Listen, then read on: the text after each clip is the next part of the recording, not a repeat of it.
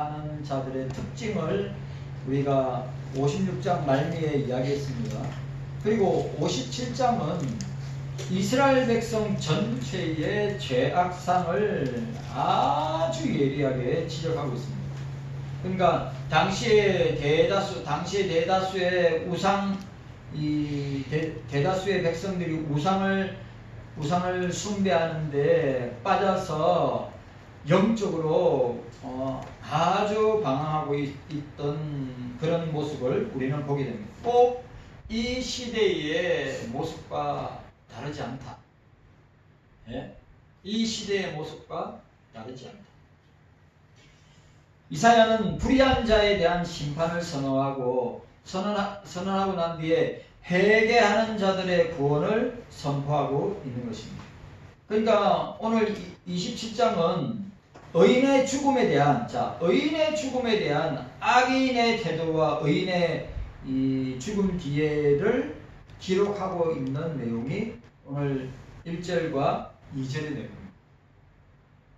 그리고 이스라엘 백성들의 죄악상을 상세히 기록하고 있는 것이 13장에서 3절에서 13절까지고 징벌을 면제를 위한 해결을 촉구하는 것이 14절에서 21절로 구성되어 있음을 보게 됩니다. 그런데 오늘 우리가 이 본문을 갖다가 상세하게 세분화되면 의인의 영원한 복. 자, 오늘 의인의 죽음에 대해서 악인들의 의인들을 향한 이 죽음의 행위에 대해서뿐만 아니라 의인들이 이 절체절명의 위기 가운데 있을 때 하나님께서 그들을 평안의 나라로, 안식의 나라로 부르는 장면 또한 보게 됩니다. 자, 의인의 사후를, 그러니까 의인의 죽음에 대한 악인들의 태도와 의인의 죽음 뒤를 기억하고 있는 것이 1, 2절입니다. 그리고 이 죄악상들을 기술하고 있는 것이 3절에서 13절입니다. 그리고 뭘 이야기하고 있습니까? 여기에 또 보니까 세부적으로 더 들어가면 이스라엘의 우상숭배의 형태에 대한 고발을 3절에서 6절까지 이야기하고 있습니다. 그 다음에 우상숭배의 내적 성격을, 그러니까 왜 사람들이 우상을 숭배하는가를 내적으로 기술하고 있는 부분은 7절에서 10절이란 말이죠. 그리고 우상숭배의 결과는 11절에서 13절에 기록하고 있습니다. 그러면 이 징벌로부터의 구원을 약속하고 있는 절이 14절이고 구원받을 자의 자격을 15절에 이야기하고 구원하시는 이유에 대해서 16절에서 18절까지 이야기하고 구원으로의 초청을 19절에서 21절로 우리에게 보여주고 있습니다. 자, 오늘 보세요. 이러한 특징을 지니고 있는 57장이 강조하고자 하는 것이 무엇이냐? 강조하고 핵심 내용이 뭐냐? 궁극적으로 회개를 촉구합니다. 회개를 촉구합니다. 이스라엘은 하나님 앞에 범죄하였습니다. 지도자들과 백성들은 모두 영적으로 육적으로 타락하였습니다. 9절에서 12절의 내용입니다. 그들은 의인의 죽음에 무감각할 뿐만 아니라 의인의 죽음에 대해서 당연하게 생각합니다. 수단과 방법을 가리지 않고 우상을 숭배합니다. 그리고 이스라엘은 징벌을 받을 수밖에 없다고 하는 것을 우리에게 보여주고 있습니다. 자, 오늘 13절에 보니까 이렇게 나와 있죠. 내가 부르짖을 때 내가 모은 우상으로 너를 구원하게 하라. 그것은 다 바람에 떠나가겠고 기운에 불려갈 것이로되 나를 의뢰하는 자는 땅을 차지하게 나의 거룩한 산을 기업으로 받았다. 우상 숭배하는 자는 이렇게 될 것이라고 설명하고 있는 것을 보게 됩니다. 하나님의 징벌은 일시적인데, 자 16절에 보세요. 16절, 내가 영원히 다투지 아니하면 내가 장구 희는 노하지 아니할 것은 나의 지은 그 영과 혼이 내 앞에 곤비할까 함이라고 말씀하고 있는 것입니다.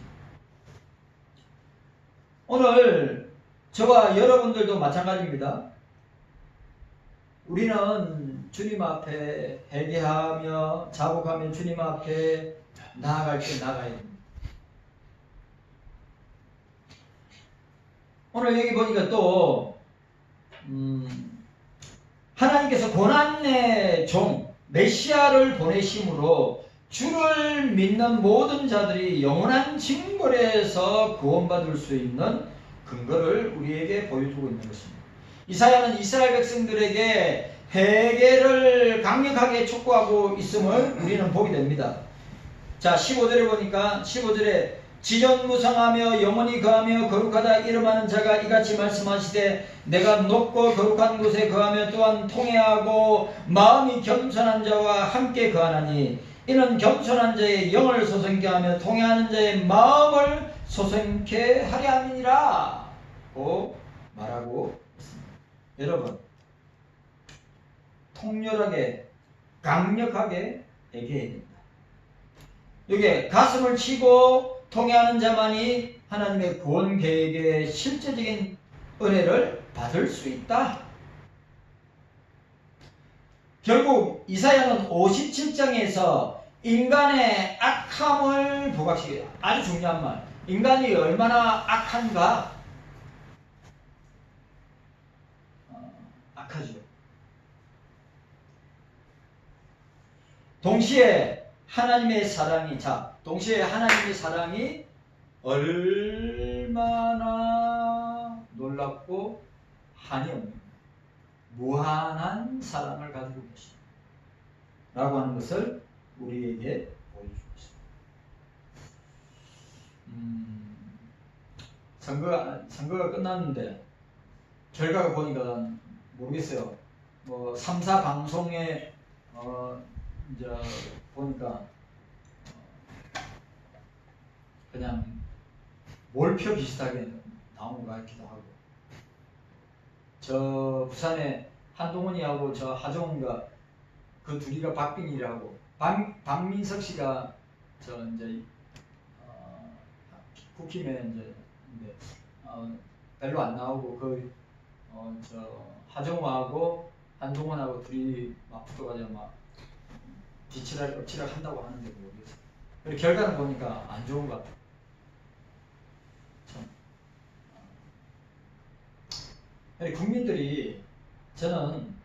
국민들이 진짜 이 상황을, 이 시대를 지금 정부나 국회를 분별하지 못하고 있다. 안타까운 일이다 생각이 듭니다. 기도하는 수밖에 없죠.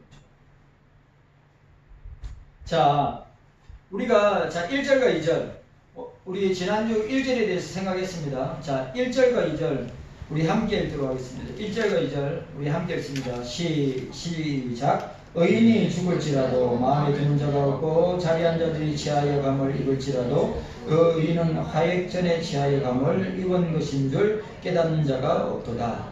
그는 평안에 들어갔나니 무릇 정로로 행하는 자는 자기들의 진상에서 편히 쉬니라.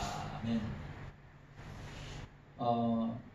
지금 여러분 이제 오늘 선거 끝나고 내일 결과 나오면 벌써 이재명 정부는 벌써 차별금지법하고 또 동성애법 이 법안들을 검토하라고 이제 딱 1년 됐잖아요. 작년 6월 3일에 대통령 선거가 있었단 말이에요. 딱 1년 됐습니다. 그래. 딱 1년 딱 되고 오늘 지방선거 결과가 만약에 여당의 압승으로 나타난다면 한국교회 앞에 놓여진 게 무엇이냐? 차별금지법, 그 교회 해상법이나 폐쇄법에 관계되는 것을 검토해 보라고요. 했다면 내가 볼 때는 이거 심각하게 될 가능성이 100%라고 합니다. 기도해야 된다고 생각합니다. 자, 오늘 27장에 이스라엘 백성들의 타락상을 신랄하게 고발하고 있는데 57장은 악인의 타락상에 대한 고발이 그치지 않고 더 나아가 억울한 죽음을 당하는 악인들의 그 죽음을 묘사함으로써 고통 중에 있는 의인들을 위로하고 있다고 하는 것을 보게 됩니다. 여러분, 중요한 겁니다. 의인의 죽음에 대한 악인의 태도, 우리가 1절 생각했습니다. 그 다음에 의인의 죽음 뒤에 사후에 대한 내용이 2절이란 말이죠. 그러니까 오늘 우리가 1, 2절 읽은 내용 가운데 본 이 단락 1, 2절의 핵심을 우리가 살펴보면 뭡니까? 악인들의 행위의 잔인성. 그러니까 악인들이 의인을 무참히 죽일 뿐만 아니라 그런 일들이 비일비재. 우리 기독교 2000년 역사 가운데 악인들이 그리스도인들을 의인을 무참히 죽이는 것은 비일비재하죠. 일제시대 때도 유교전쟁 때도 마찬가지입니다. 전쟁 가운데. 그런데 그 죽음을 당연하게 생각한다고, 악인들은 의인들의 죽음을 당연하게 생각한다고 고발하고 있습니다. 누가? 이사야. 악인은 하나님을 모르기 때문에 의인을 대함에 있어 무자비하고 죽이는 것을 서슴지 않게 하는 것을 우리는 보게 됩니다. 이 말은 무슨 말이냐? 인간의 생명이 하나님으로부터, 하나님의 형상으로 지원받은 하나님으로부터 생명이 왔다는 것을 깨닫지 못한 채 어떻게 합니까? 하나님의 형상을 가진 인간들을 무지막지하게 파괴하는 시대가 오늘 우리가 살고 있는 이 시대입니다.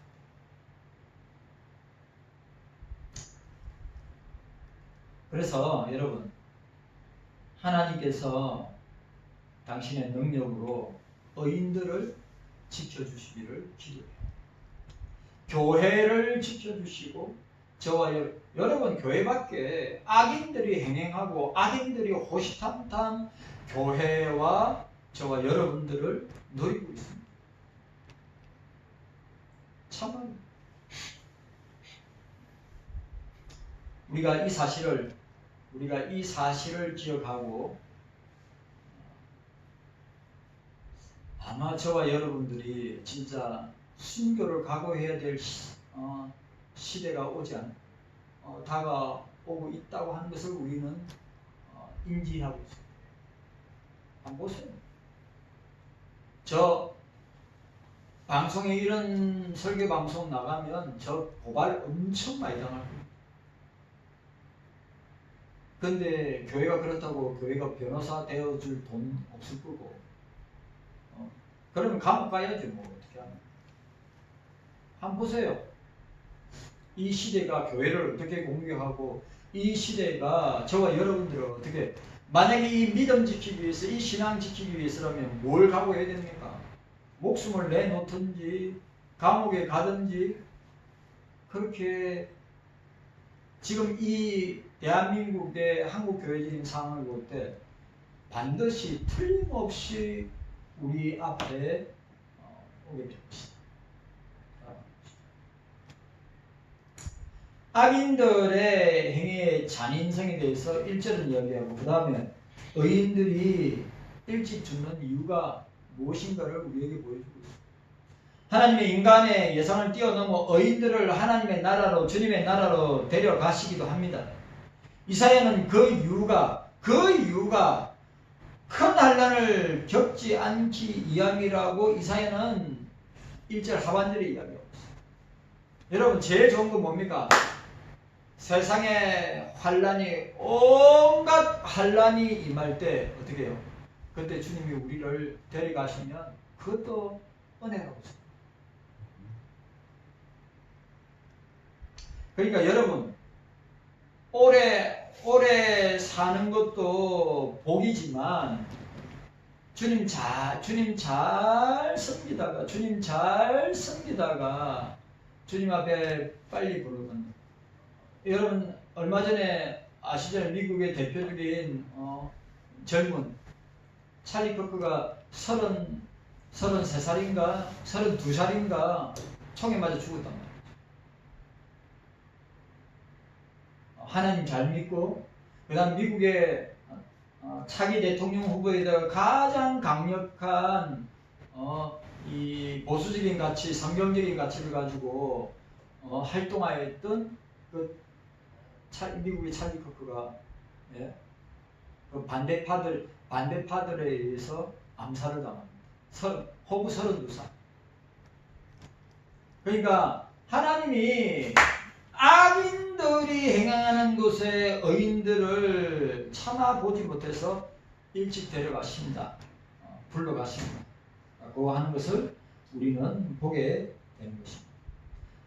만약 땅 위에서 삶이 큰 고통의 연속일 경우 하나님의 백성을 사랑하시는 당신의 백성을 사랑하시는 하나님은 고통 없는 안식의 처소로 미리 데려가기도 하신다고 하는 것입니다. 그러므로 의를 행하다가 핍박을 당할 때 세상의 불의에 굴하지 말고 위로를 주시는 하나님을 기억하라. 네. 죽음에 이르기까지, 우리가 죽음에 이르기까지 하나님 앞에, 주님 앞에 춤춥니다. 자, 여러분, 우리가 죽음 앞에, 여러분 생각해 보세요. 죽음 앞에 두려움을 안 가지고 있는 사람이 있습니까? 다 죽음 앞에 두려움을 가지는, 대부분의 사람들은 죽음 앞에 두려움을 가집니다. 그러나 순교는 아무나 하는 것이 아니죠.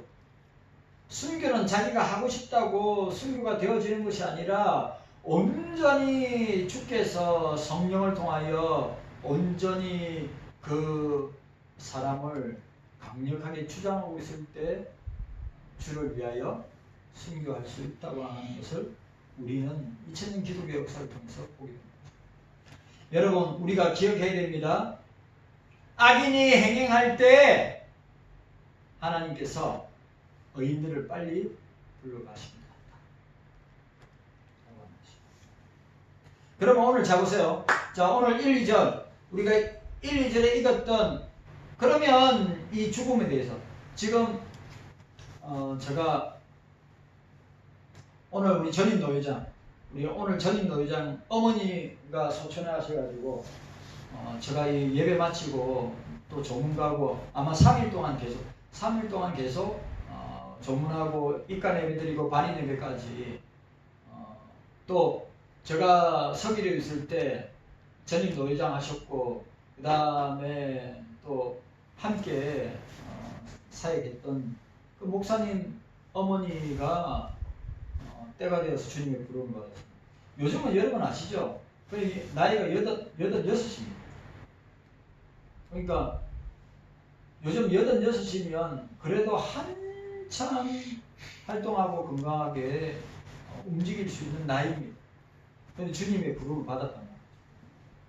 여러분, 그러면 오늘 악인들이 의인들을 죽이려고 할 때, 그러면 의인들이 당하는 이 죽음에 대한 성경적인 견해가 어떤 것인가?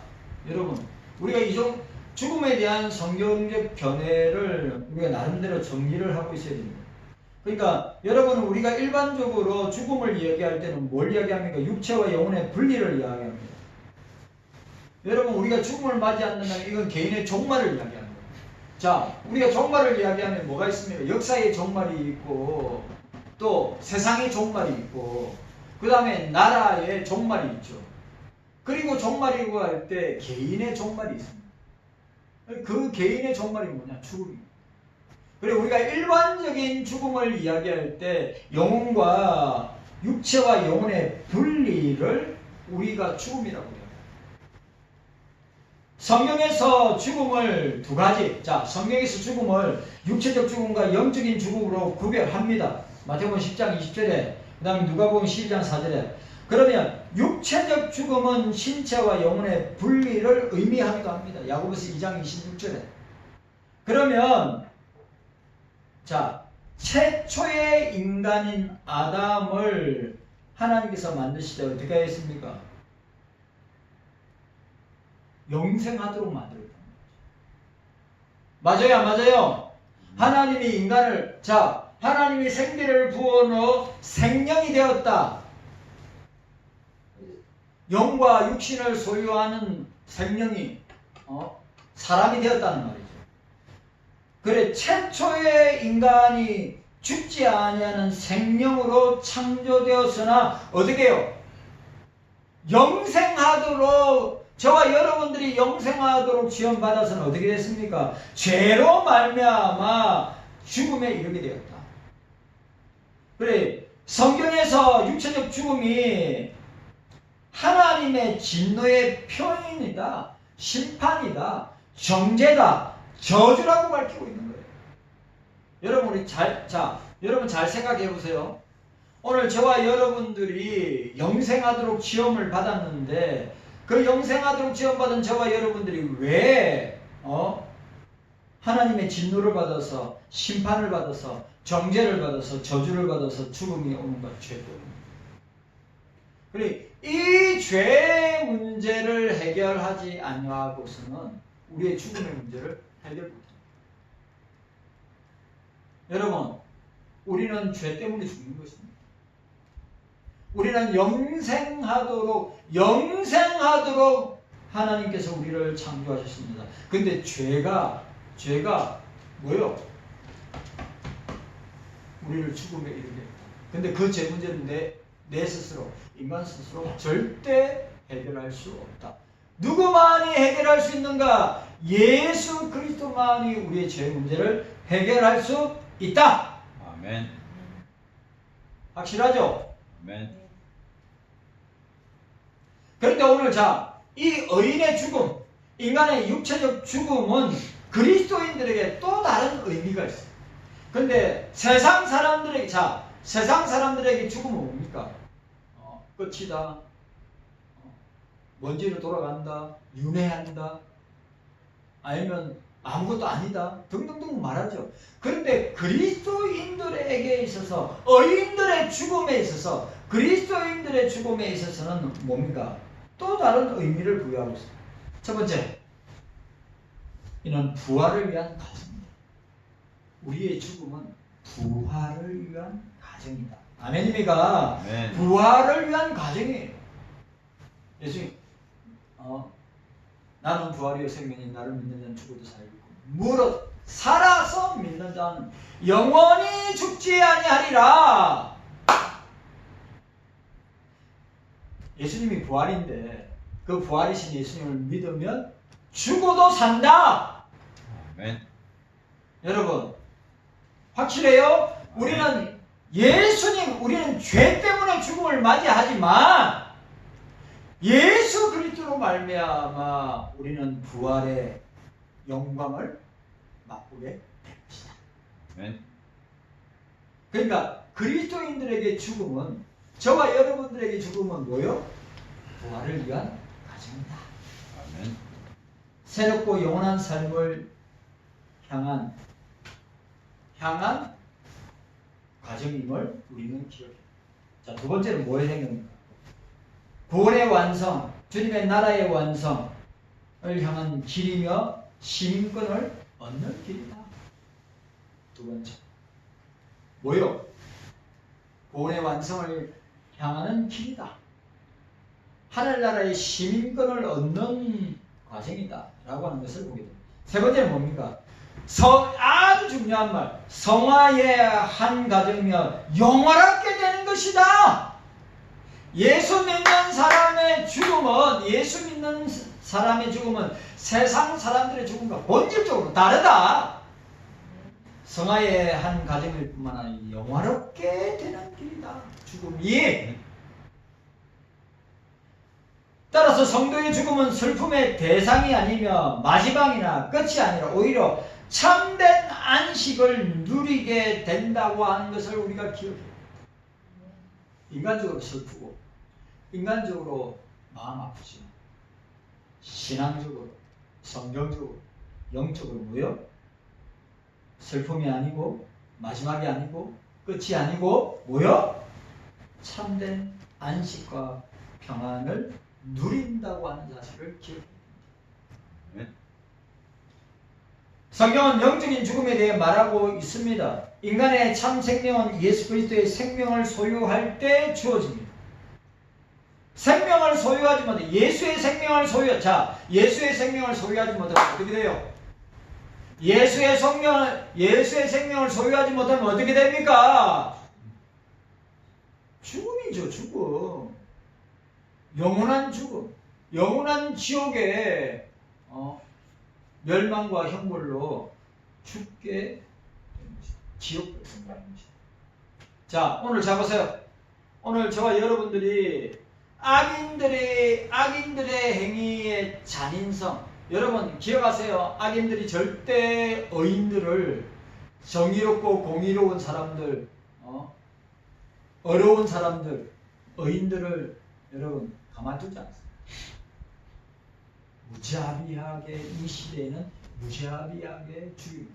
근데 그 의인들을 죽이는 것은 아무렇지도 않게, 보세요. 공산주의 국가나 모슬렘 국가 가운데 그리스도인들, 아프리카에 있는 모슬렘 국가들, 예수 믿는 사람들 죽이는 거 여러분 양심의 가치를 가지고 죽입니까?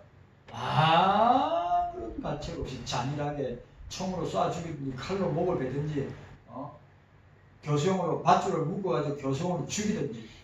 이란에서 그렇게 죽은 사람은 그렇게 많고요. 아프리카에도 마찬가지고 공산주의 국가도 그렇게 많은 거죠. 왜? 악인들이기 때문에. 오늘 저와 여러분들이 이 사실을 기억하고, 그런데 중요한 건 뭐예요?